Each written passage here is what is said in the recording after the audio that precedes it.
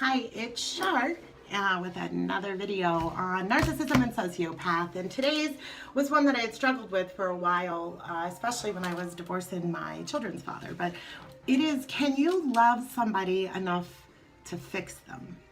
And my short answer is going to be surprising because I'm going to say yes, but it's not going to be who you think. So when you understand what the situations are that create a narcissist, and you understand at a young age that they sought their approval or their identities in what someone else thought of them, or in doing everything but maybe what they genuinely felt like doing, you understand that they are on this constant seeking of validation and worth. And there's a whole process they go through, and they actually work their way through quite a bit of people in their lifetime to the point where they just completely discard you. But they are never, ever, ever, ever, ever, ever, ever, ever, ever happy, satisfied. It's never ending. It doesn't ever stop. It is, that saying that it's not about the destination, it's the journey that matters. They're not happy with any of it. Okay, they're just not happy people.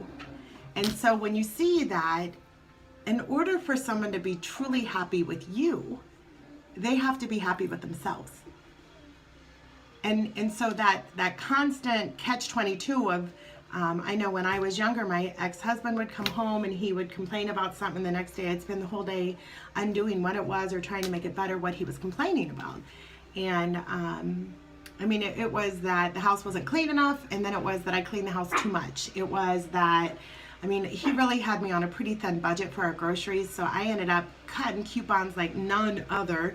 But I would have to go to like 2 or 3 different grocery stores, Aldi's, Food Saver, and then Hy-Vee with my coupons, and he would complain about that because he just, and I didn't know that at the time, but he just wasn't happy in himself, so he's not going to like me on my best day.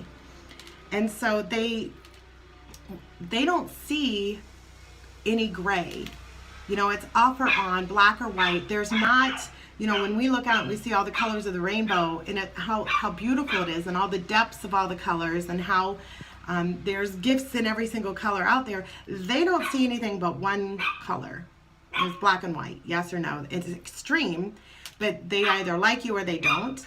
And when they like you, they're love bombing you and grooming you, and you go through, I know with my ex, we would go through these honeymoon phases where, at first it was very nice, but then they kept getting shorter, and the periods in between them became longer until I was almost to the point where I was wanting to leave, and then he would start grooming me again, and I would come back, and I kept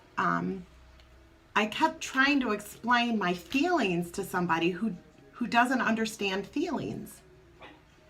And so, to break it down in an easier way for you to think about this, imagine trying to explain how to cook an egg in English to somebody who doesn't speak English. That's exactly what you're doing. And when you're trying to justify or give examples, or, if they just understand where I'm coming from, then maybe we can get on the same page. There's no possible, you're speaking a language they don't speak. You're seeing colors they don't see. There was a saying that I had heard a few years ago, and the more I think about this, the more it's like, wow, that's pretty deep stuff, that, other people will love you to the depths that you love yourself. And what I mean by that, or what it means, is even if somebody was standing in front of you who loved you deeper than you love yourself, you don't even have the ability to identify it because you don't understand it. I'll give a great example. Here in Iowa, we have Saylorville Lake. And if you had never seen the ocean and your understanding of water was just that lake, and then somebody tries to talk to you about the ocean and the depths of it and all the beautiful stuff in it, you're just not going to be able to understand it or appreciate it or even identify. If somebody blindfolded you, put you on a plane, on a boat, and you are woke up and you're in the middle of the ocean, you're not even really able to identify or appreciate or understand the difference between the two. And that's exactly what a narcissist or a sociopath or psychopath, they don't even love themselves. So they're not going to be able to understand, identify, or appreciate the depths that you're attempting to love them. And it's not vindictive. It's not that they mean to. They just don't know any better. It's kind of like stopping a 2-year-old from running out in the middle of the street from hurting themselves. They just haven't learned yet. They don't know any better. But you have a grown person who's acting like a 2-year-old. You can't even, I mean, in the moment you might get mad or get caught up in it, but when you sit back and you understand all the dynamics around what makes them, and you understand they just don't love themselves, so they're not going to be able to appreciate the depths of the love that you have for them. But with that same saying, others will love you to the depths that you love yourself. Someone that you can love to the point of fixing is yourself. Because as you spend more time realizing that you are an amazing person, as you are today, you don't have to do anything different. Just where you're at. And you fall more in love with yourself. You will stop allowing other people to do things or be anything less than how you love yourself. And if I look back on my own journey and I see where I was at when I finally was at my breaking point with my narcissist, I had very little love for myself because I had become a doormat. I had kind of gone against everything, every boundary that I had put up, or everything I said I wasn't going to do, I did. And you have to just draw a line in the sand and say, give yourself some grace because you're pretty awesome.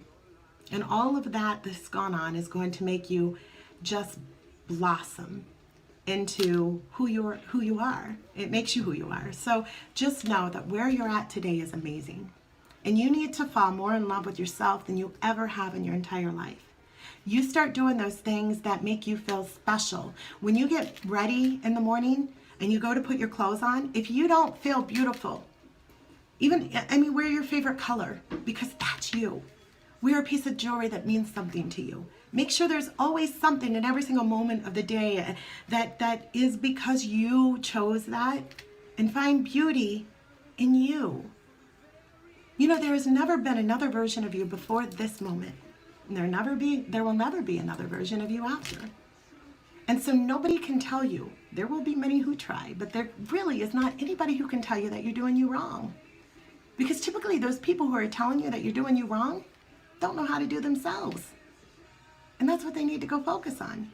So kind of turn your ears off. I know with my narcissist ex, there were times where in my head I had songs, or I would kind of turn my ears off. And every time I saw his mouth moving, I would put words in there that is, you're amazing, you're strong. I don't know what to do with such a great person around me. And not to taunt him, and I wouldn't say anything back there, but I would just look at him and spend the time doing the things that made me like me. If you don't know how to start that, I'll show you, I'll give you a tip, is look around and look at the people that you look up to. And then start digging apart. What is it about them that you admire or you like? What habits are they doing? Not just a persona that you like, but what is it in that person's actions that you like? Maybe you are really admiring somebody because they take great care of themselves. You can start this today by going on a walk, by doing just a little bit more than you've ever done. If it's somebody who is going to school or college, start that process. You know, there's some free courses online that you can look up. And so start that process of falling in love with yourself. Because then as you love yourself deeper, you're going to open up whole new worlds. And you're going to stop allowing some of the people who love you real shallow even to be around you. And that's truly where that starts. Because when you fall in love with yourself, you're not going to let anybody else not fall in love with you. And you know what? Let me tell you a little secret. At any given time when you walk into a room and you realize that everybody else's reality in the whole wide world has very little to do with you. It has to do with the tape that they're putting on their brain, which is projecting the movie in their life. And especially if it's people that you just met, you had nothing to do with that movie reel that they're putting on there. And so when you walk around or you're in a room with new people at any given time, a third of the people love you. You haven't had to do anything. You just remind them of some of their favorite things. A third of the people don't like you. And there's really nothing that you can do to change that. So don't try. And a third of the people are on the fence. And if you just continue your walk and you keep just being you, guess what? Those fence people are going to come on over to your side too. So if you're wondering where to start, you start right now, you start right here, you start today. Surround yourself with things that make you feel wonderful. I know at the end of my day when I'm laying in bed, because you never know what the day holds in store, so at the end of the day before I go to bed, I find balance, and I'll go seek out positive quotes and things that feed my brain, things that are seeds for what I'm going to do the next day. You might go to YouTube and watch some motivational videos, some empowering videos, but go and undo any damage that happened to you that day. I've got dry erase markers, and I write messages all over my house to myself on, I'm smart, I'm strong, I'm brave, I'm just anything that I might be struggling with, I'm going to go and undo that because I'm in charge of it all. So if you're lost and you're kind of pulled into that cloud of dark gaslight and you're trying to love somebody else enough to fix them, no, that's not possible. But you can love yourself enough to fix yourself. And that's exactly where you start, because it's what you have 100% control on. So I hope you guys are having a great day, and I hope that this video helped you. If you have any questions or would like me to do a follow-up video, please comment down below. And just know that we are all so powerful. As you are right here today, you need to be nothing else than just you. The moment you were made, you're the only one. We're all connected. And because I'm helping you, turn around, pay attention on others that you can help. Because if we're all connected and we're all in this together, guess what? Nobody gets left out. And I know right now when I look back on my walk with my narcissist, there are a lot of lonely moments. So just know that you're amazing. You're not alone. We're all here for you. You guys go love somebody, starting with yourself. Bye-bye.